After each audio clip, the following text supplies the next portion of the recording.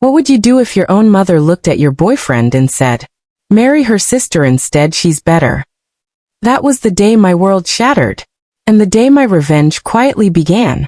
Because when a mother destroys her daughter's life, she doesn't expect the daughter to rise, disappear, succeed, and return years later with a husband who makes everyone in the room go silent. You are welcome. If you are just joining us, do well to support us by subscribing to our channel. Also comment where you are watching from, and become part of this family. I always believed betrayal came from enemies, never from family.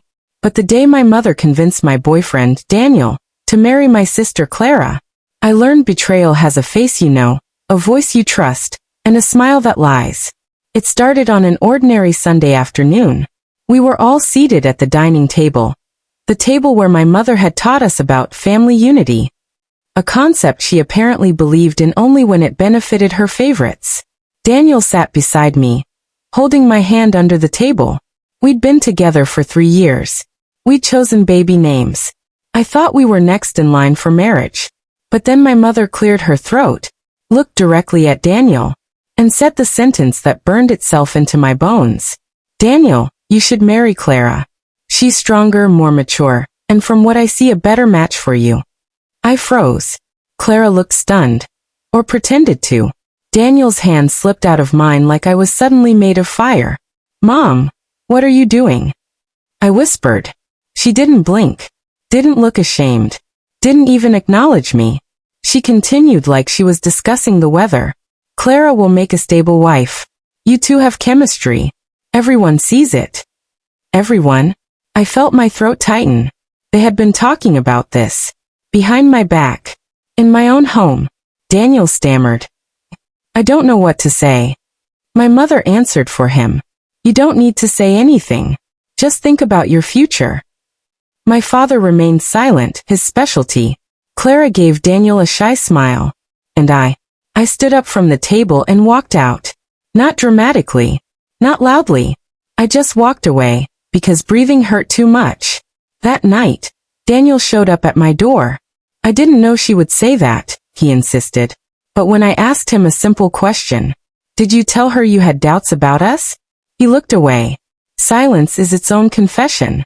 3 weeks later, they announced their engagement. My mother threw a party. My sister wore my dream dress. Daniel couldn't even meet my eyes. Everyone whispered that I must be too weak to handle life. No one knew I had already bought a one-way ticket to Seattle. No one knew I wasn't running away. I was choosing myself. And no one knew that the girl they believed was broken would someday return unrecognizable, stronger, richer, healed, and married to a man who would make them regret ever choosing Clara. People think heartbreak destroys you, but sometimes heartbreak frees you, violently, painfully, beautifully. Leaving felt like ripping my own skin off, but staying would have killed something deeper. My self-worth. I packed 2 suitcases. One with clothes. One with everything they never gave me. Ambition, talent, fire. At 4:12 a.m., while the house slept, I walked out. No goodbye letter. No explanation. No dramatic speech. Just silence. The same silence they had given me the night Daniel announced. He had chosen Clara. The next morning, my phone exploded with calls. But none of them were from my mother, my father, Clara, or Daniel. They didn't call once. Not a text. The people who had destroyed my heart didn't even notice I was gone. Instead, the first message came from my aunt in Seattle. "If you ever want a fresh start, come. I have a room for you." I booked the flight that afternoon. Seattle was oxygen. Gray skies, wet streets, quiet cafes. A place where no one knew me as the girl whose mother chose her sister over her. For the first time, I wasn't competing with Clara's beauty, my mother's expectations, or Daniel's doubts. I waited tables at a cafe, while applying for design apprenticeships. Every night I went home exhausted. And at peace. Healing is funny. It doesn't come all at once. It comes in quiet milestones. The first night I didn't cry. The first smile that wasn't forced. The first time I looked in a mirror and didn't see not enough. One night, while cleaning tables, a woman approached me. "You have an eye for arrangement," she said, noticing how I decorated the cafe's new layout. "I'm looking for an assistant designer." interested. That job became the fracture that turned into a breakthrough. I worked like a woman possessed. I learned everything. Lighting, spatial psychology, luxury staging, color theory. Within a year, I was running small projects. At 2 years, I was lead designer. By year 3, I was the youngest partner in the firm. I bought my own apartment, with a balcony, plants, and a view of the harbor. A home of my own making, built from my own hands. Nothing like the house where my mother's voice defined my worth. But the universe wasn't done surprising me. One evening, while presenting a design pitch for a hotel expansion, the CEO walked in late. Tall, confident, sharp eyes. He watched my presentation like I was the only person in the room. Afterward, he approached me. Extending his hand, he said, "I'm Mhilo, and you just redesigned my future." I laughed, assuming he was joking. He wasn't. Mhilo Torres, billionaire, hotel mogul, philanthropist. But before he became my husband, he became my best friend.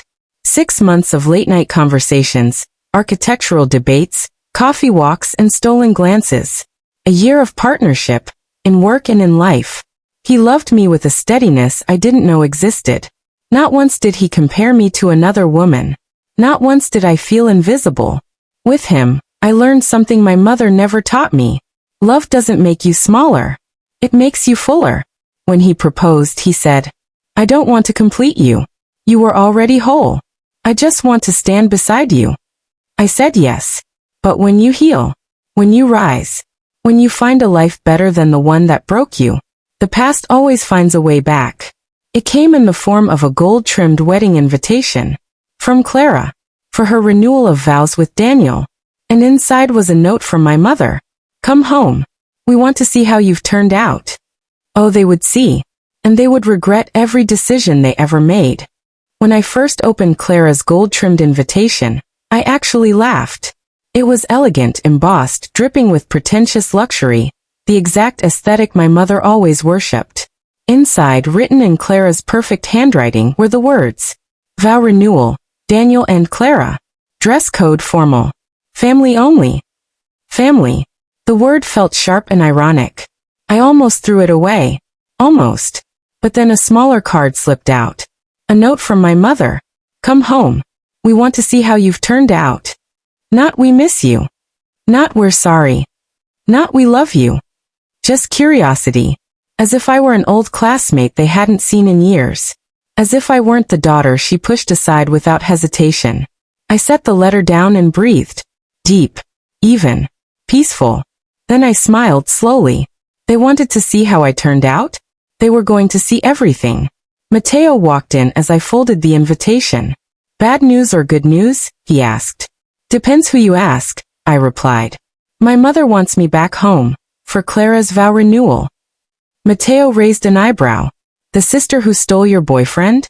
"Correction," I said with a smirk. "The sister Mom handed my boyfriend to."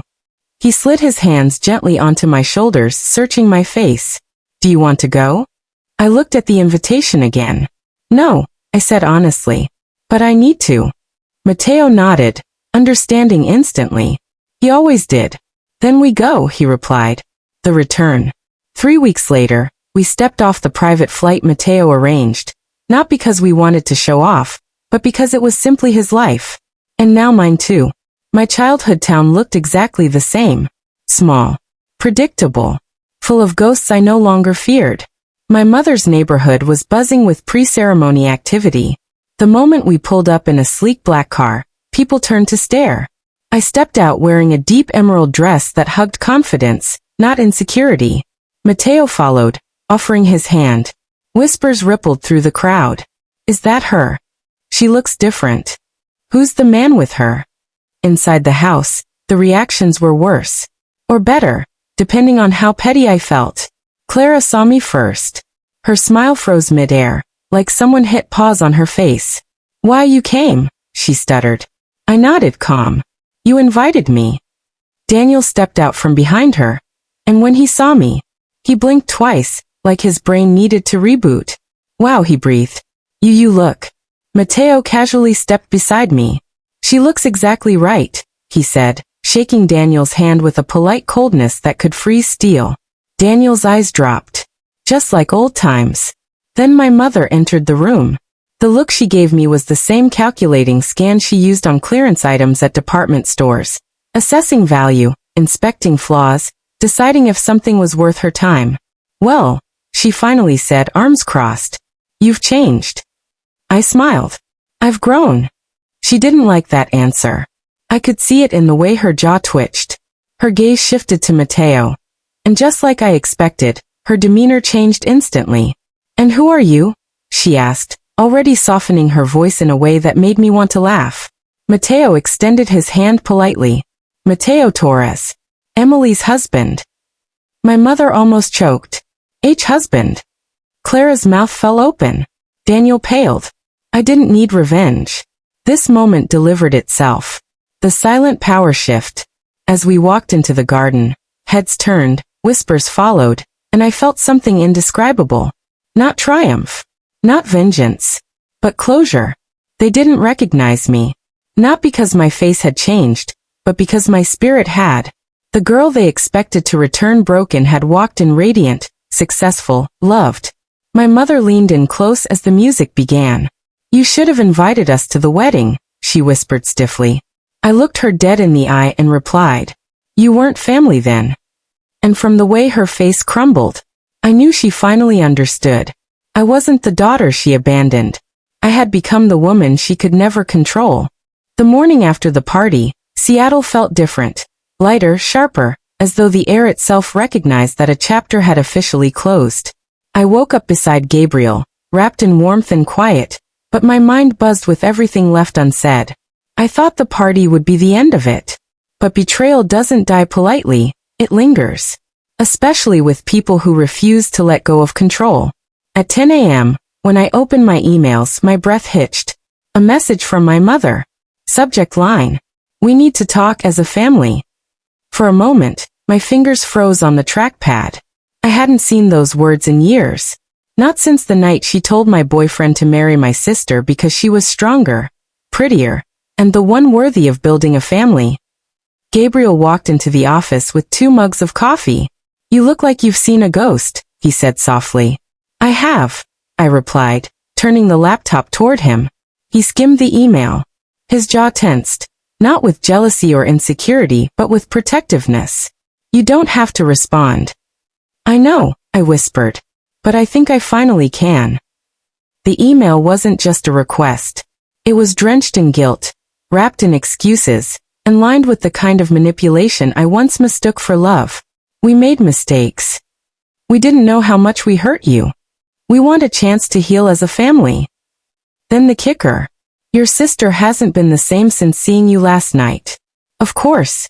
The moment wasn't about me. It was about how my success cracked her perfect narrative. If I responded, they'd twist it. If I didn't, they'd weaponize my silence. But I wasn't the scared, heartbroken girl packing a suitcase and fleeing to Seattle anymore. Gabriel sat beside me. Whatever you choose, I'm here.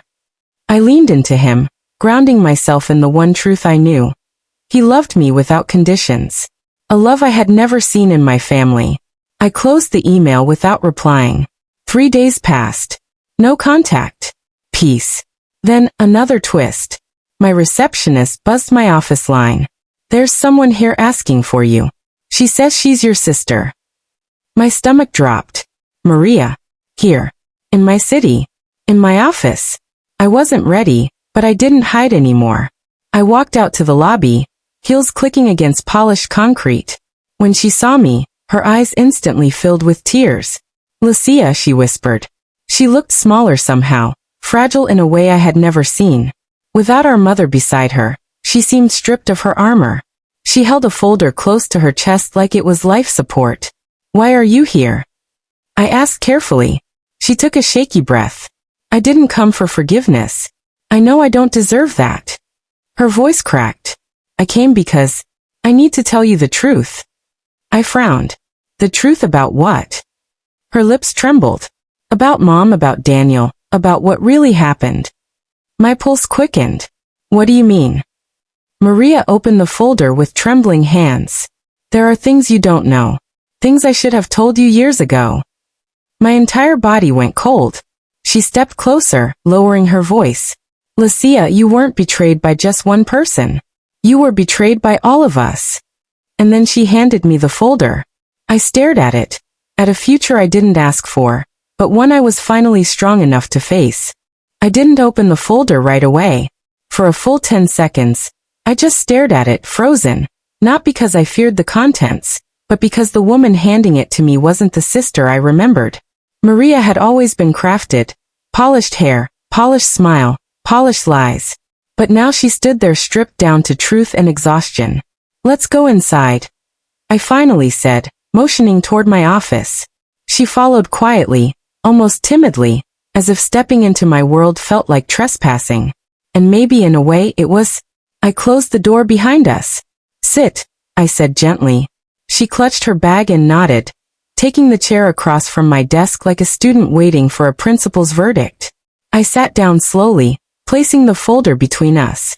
Start talking, I said. All of it. Maria swallowed hard. It started long before you knew anything. Long before the betrayal. Her fingers twisted around each other. Mom always believed life was a competition. You know that. But what you don't know is that she never saw us as equals. She decided very early that only one of us would get a good future. And she chose me. My stomach tightened. I always knew she favored you, I said quietly. But I didn't know how far it went. Maria nodded miserably. Everything was curated. Every compliment she gave me. Every criticism she threw at you. Every opportunity you lost. I was told to take it. I didn't even question it. I was young. I wanted her approval. She looked up, eyes glassy. And then Daniel came. My chest burned at the name. Maria took a shaky breath. When he started dating you, Mom panicked. She said he was a good man. The kind who builds a future. And she didn't want you to have him. I felt bow rise in my throat. So she convinced him I was, what? Inferior? No. Her voice cracked. She convinced him that you were unstable. I flinched as if struck. Maria continued. Mom told Daniel you were too emotional, too fragile, too unpredictable. She said you would ruin his future. She even told him you were jealous of me and would sabotage him. My heart hammered against my ribs. She lied, Maria whispered. She lied so much that he believed her. And you? I asked, voice trembling with restrained rage. You went along with it? Maria's shoulders collapsed. I was 22. I thought Mom was protecting us. I didn't see the manipulation. I didn't see the damage. I didn't understand the cruelty until it was too late. Too late for what? I demanded. She hesitated, then said the words that changed everything. Daniel didn't love me. He loved you. Even after he married me. I froze. Maria covered her face. Mom told him marrying me was the only way to protect you from yourself. The only way to save the family. He didn't realize he was being manipulated. And I thought he chose me because I was better. I based my entire worth on it. She sobbed once quietly. We were both living lies. I stared at her, breath caught between shock and disbelief. You think this confession fixes anything? I said softly. No, she whispered. But you deserve the truth. You deserve to know that it wasn't your fault. You were never the problem. Mom was. I opened the folder with stiff fingers. Inside were emails, screenshots, therapy notes, voice recordings, all documenting years of manipulation, gaslighting, and emotional engineering orchestrated by our mother. Proof. Concrete proof. Maria wiped her tears. I'm leaving them. Both Mom and Daniel. I'm filing for separation. I'm done living under her control. I'm done being her weapon. Her voice steadied. And I came here to tell you that. I want to become someone different. Someone honest. Someone you might, someday, call family again. The room felt impossibly heavy. I closed the folder deliberately. I don't know what forgiveness looks like, I said softly. But I appreciate the truth. Maria nodded, tears streaking her cheeks. The world had tilted. Nothing was the same. And this was only the beginning. The night of the party arrived like a storm. Electric, loud, and full of the kind of energy that makes your lungs swell when you breathe it in. My house, our house, glowed under warm lights and soft music. Guests drifted through the rooms, laughing, admiring the walls lined with awards, photos from charity events, and architectural models of buildings I had designed. I had hosted events before, but this one was different. This one was the night the past would walk straight into the life I had built without them. My husband, Ethan, stood beside me, offering his steady warmth like he always did. He wasn't loud or flashy. He didn't need to be. He had the kind of presence that made the room adjust around him. A man who carried himself with quiet authority. A man who chose me when I had nothing but ashes to stand on. He brushed a hand against mine. "You okay?" he asked. I smiled. "I'm more than okay. I'm ready." Because I knew who was about to arrive. I knew who was going to step through those doors. And I knew I was no longer the girl who cried alone in a bedroom while my mother orchestrated the collapse of my life. At precisely 8:17 p.m., the front doors opened. My chest tightened on instinct, but I held my ground. There they were. My mother, my sister, and my ex Daniel. The trio who once held the power to break me. My mother walked in first, dressed like she owned the place, chin lifted in superiority she hadn't earned. My sister followed, clinging to Daniel's arm like a trophy she had stolen. And Daniel. He looked older, heavier with a sadness that clung to him like dust no one bothered to wipe.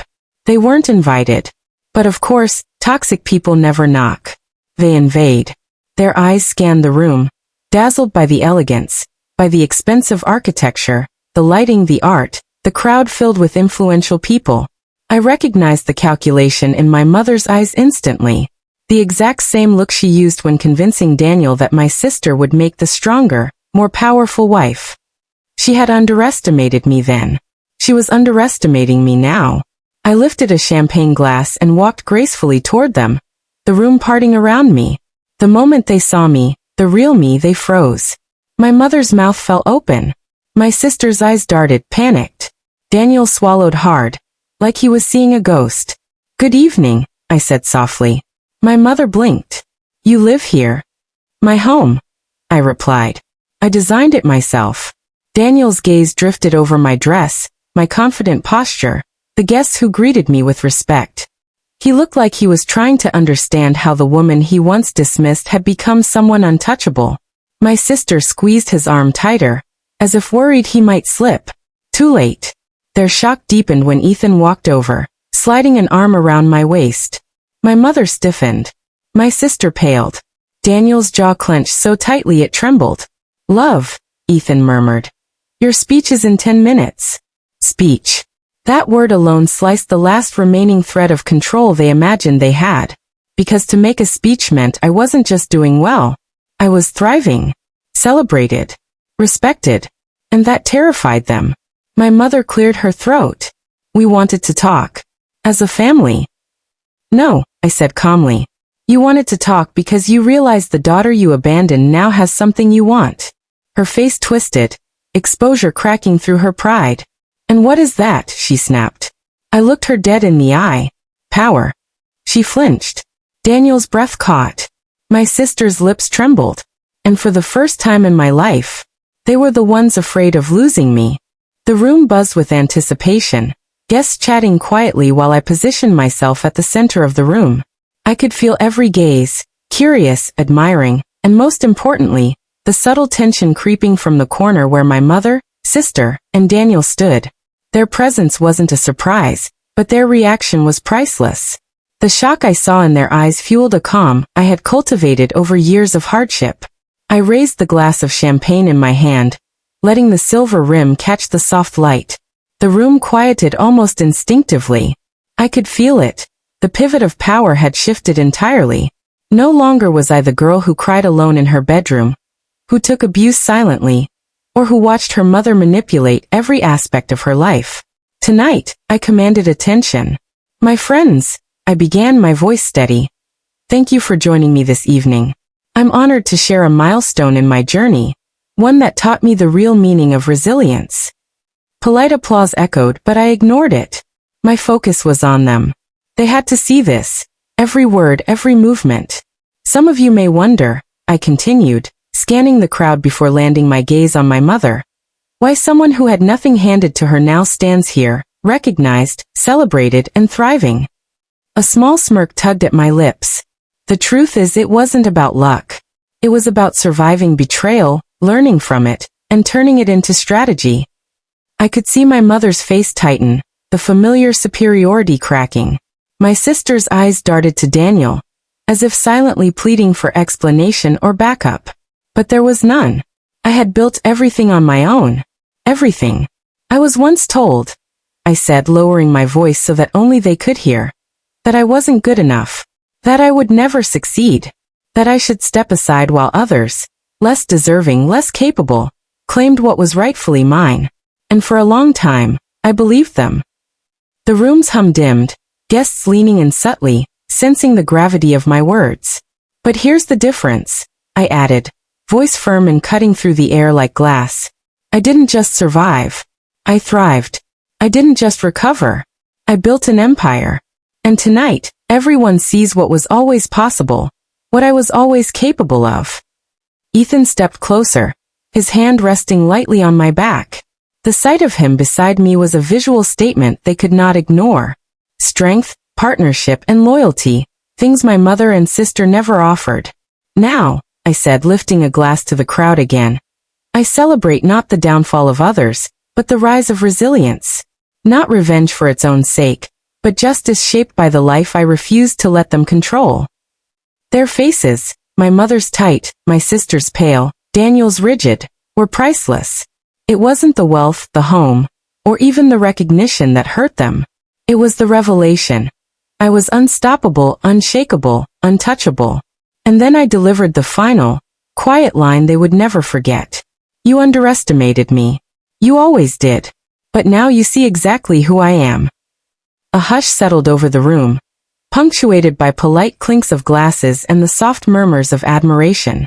Their presence was meaningless now, their judgment irrelevant. I had reclaimed everything they tried to take from me, my worth, my confidence, my power.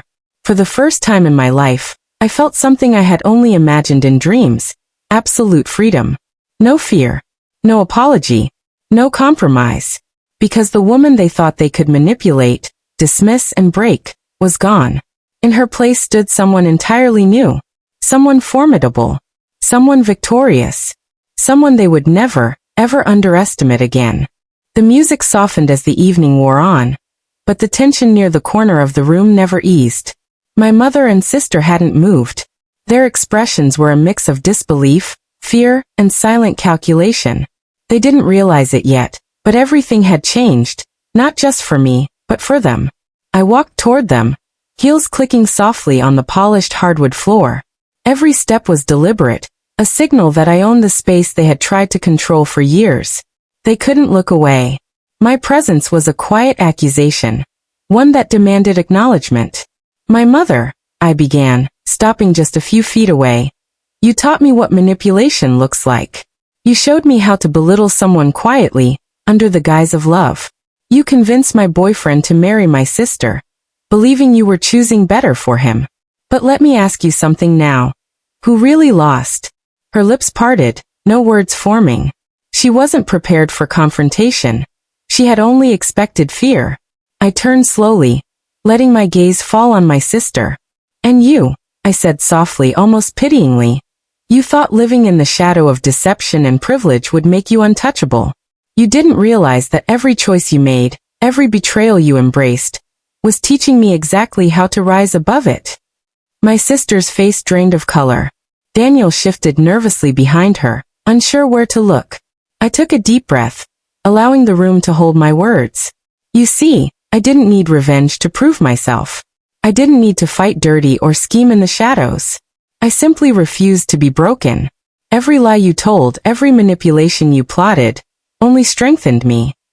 The guests around us were watching, drawn into the drama like spectators of a carefully orchestrated play. But the ones in the corner, the ones who had caused me pain, felt it personally. They understood, finally, that power had shifted. You underestimated me, I said, voice rising just enough to pierce their silence. You always did. You assumed I would cry, beg, or vanish quietly. But here I am, stronger, accomplished, loved and untouchable. And the truth is, your choices only paved the way for my success. My mother opened her mouth to speak, but no words could undo what had been done. I didn't wait for excuses or apologies. I didn't need them. I lifted my glass, letting it catch the light. Tonight isn't about shame. Tonight isn't about vengeance. Tonight is about recognition of my journey, my choices, my victories. I walked past them, slowly, deliberately, letting the weight of my presence sink in. The room seemed to shrink around me. Every whispered conversation halted, every gaze fixed, every judgment silenced. And then, with a final glance over my shoulder, I whispered so only they could hear. The girl you tried to destroy is now the woman who defines her own destiny. You can watch, or you can learn. Their faces told me everything. Shock, fear, regret, and a dawning understanding that nothing, neither influence, manipulation, nor favoritism, could ever touch me again. By the end of the evening, the party had transformed. It was no longer a simple celebration. It had become a declaration. I had rebuilt my life from the wreckage of betrayal. I had turned manipulation into opportunity, cruelty into clarity, and doubt into undeniable success. As the night ended and guests began to leave, I felt a calm I had never known. This wasn't just a victory over them. It was a victory over the past, over fear, and over every expectation that had ever sought to define me. I had reclaimed my life. I had reclaimed my power. And finally, I had reclaimed peace. For the first time in years, I smiled freely, knowing that the woman who had been underestimated was now unstoppable.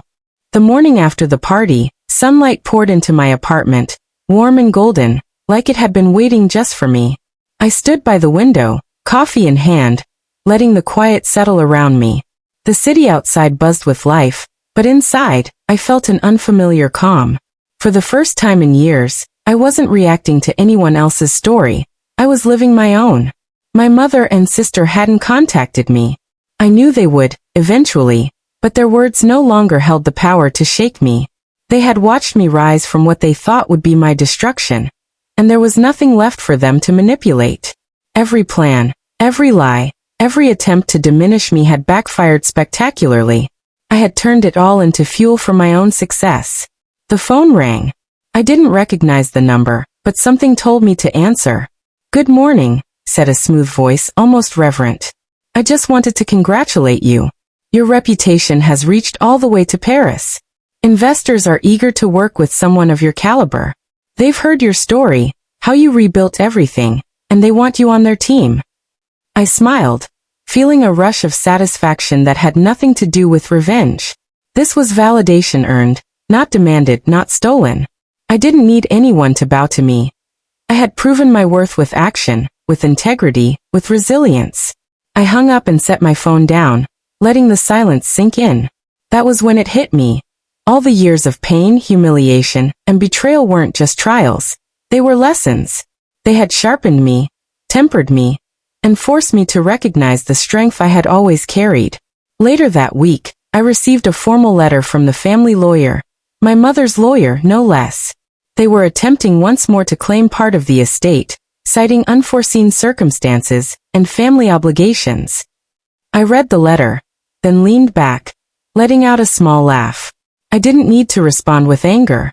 I didn't need to beg for justice. I simply forwarded the letter to my own lawyer, who had already prepared everything to protect my interests. Every document, every account, every ounce of evidence was ready. The moment they realized they had underestimated me, it would be too late. And yet, I felt no thrill in their defeat. No gloating, no desire for public shaming. This wasn't about revenge anymore. It was about closure. Their attempts to control me, to diminish me, had only highlighted my resilience. That was my victory. That evening, I walked through the city streets, feeling the crisp air brush against my face. Each step was deliberate.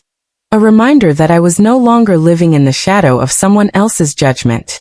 I thought back to the moment my mother convinced my boyfriend to marry my sister, the countless ways they had tried to manipulate my life. And I realized that none of it mattered anymore. What mattered was this. I had chosen me. I arrived at my favorite park, sitting on a bench overlooking the water. The city lights reflected like diamonds, And for the first time, I didn't feel the weight of expectation. I had everything I needed, not their approval, not their money, not even their recognition. I had freedom. I had integrity. I had myself. A soft breeze carried the sound of laughter from nearby, families enjoying their evening.